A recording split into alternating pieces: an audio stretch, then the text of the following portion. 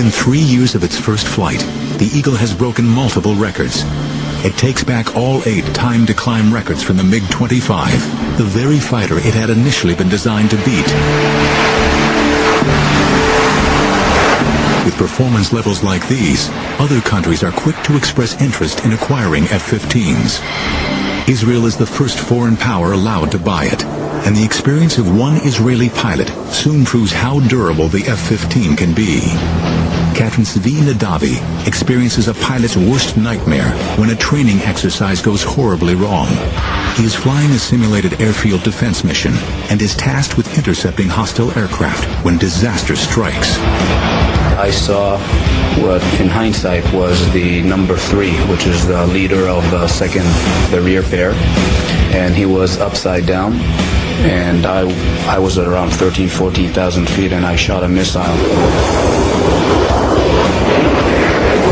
Even though he was upside down, he continued to go up.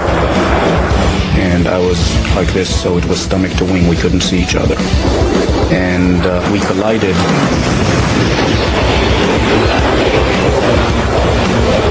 Big commotion, big bang. The A4 basically fireballed immediately.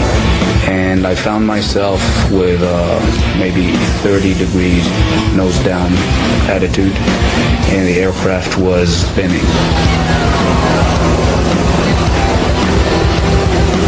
Right after the crash, I told my navigator, prepare to eject, we're going to eject.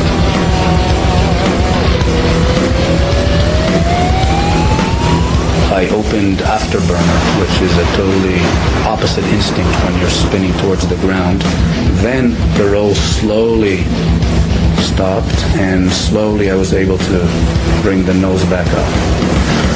I told my wingman to come close and to inspect me.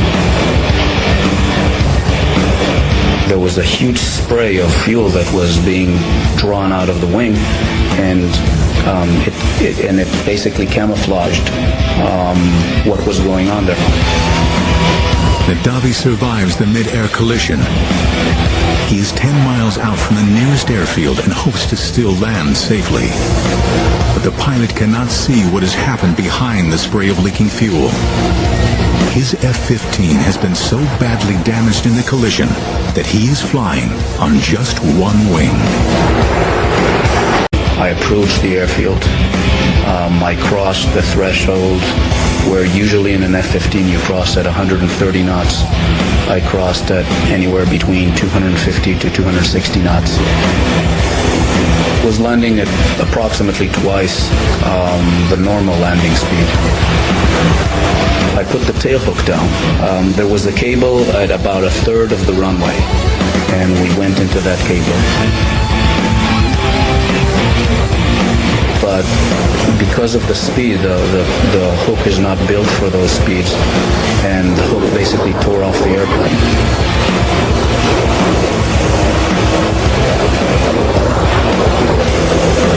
We stopped maybe 20 feet short of the barrier. As I was running at the last 50 knots, bleeding off, my wingman said, "You're not going to believe what you flew on." And I opened the canopy, and I reached back to shake the hand of the navigator. And as I was reaching back, that was the first time that I looked and I saw that I didn't have a wing on the right-hand side. It's highly likely that if I would have seen it clearly, I would have ejected, because it was obvious you couldn't really fly an airplane like that.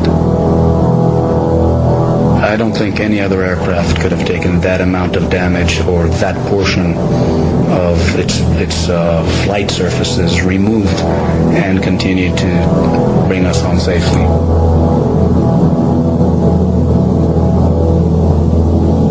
The best testament was a good friend of mine who was an F-16 pilot, and he crossed and he saw that there was no wing, and his first words was, "Can I transfer to F-15s?"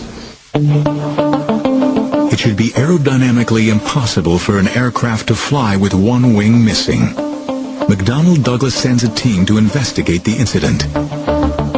Their first inclination was it was a taxiing accident, it couldn't happen in the airplane. And only when they later went to analyze it and said, okay, the F-15 has a very wide body, and you fly fast enough, then you're like a rocket, then you don't need wings.